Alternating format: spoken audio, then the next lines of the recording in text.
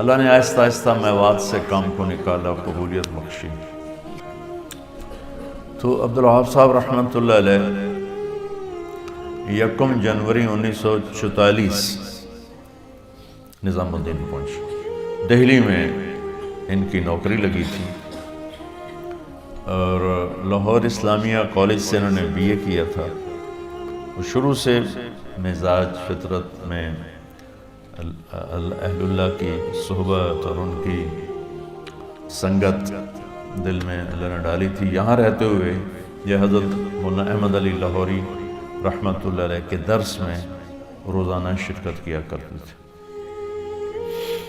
تو ان کے والد بڑے سیاسی آدمی تھے، عاشق حسین صاحب، راؤ عاشق حسین۔ انہوں نے ان کی نوکری لگوا دی دہلی میں۔ تو ان کو وہاں کہنے لگے، مجھے ایسے پتہ چلا کہ نظام الدین میں ایک مولوی صاحب ہیں جو دین سکھاتے ہیں اور چوروں کو بھی گلے لگاتے ہیں۔ اس طرح کی کوئی باتیں چل پڑی ہوں تو میں ان کو دیکھنے کے لیے۔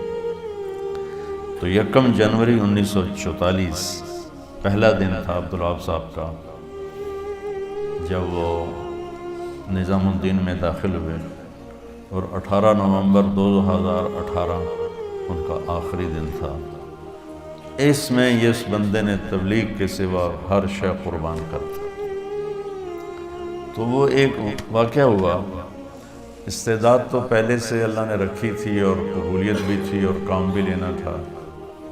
جب یہ ملے مولانا الیاس صاحب سے تو وہاں ایک وکیل صاحب آئے ہوئے تھے حضرت کے معتقد۔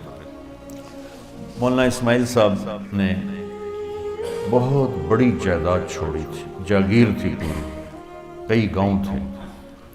تو وہ وکیل آ کر ان سے کہہ رہا تھا، حضرت آپ صرف عدالت میں ایک دفعہ پیش ہو جائیں اور اتنا کہہ دیں کہ میں محمد اسماعیل کا بیٹا ہوں، باقی سارا کام میرا۔ اس کے بعد آپ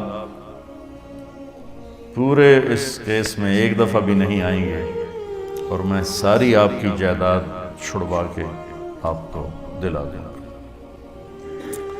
تو مولانا الیاس صاحب نے فرمایا کہ دیکھو وکیل صاحب، میں نے اپنی زندگی اس مبارک کام کو دی ہے، میں اپنی سوچ کا، فکر کا ایک ذرہ بھی کسی اور چیز کو نہیں دے سکتا۔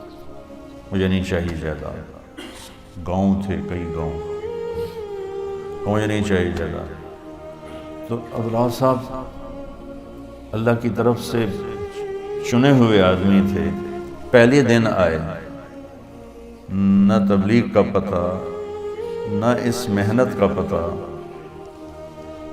تو کہنے لگے، ایک دم میرے دل پر وہ بات ایسی لگی کہ میں نے کہا عبدالوہاب تو بھی ایسا بن کے دکھا کہ اس مبارک کام کے لیے تیری سوچ اسی کی ہو جائے اور کسی کی نہ ہو۔ ایسے مجھے خیال ہے، اس خیال کو وجود میں لانے کے لیے انہیں 74 برس لگا تھا۔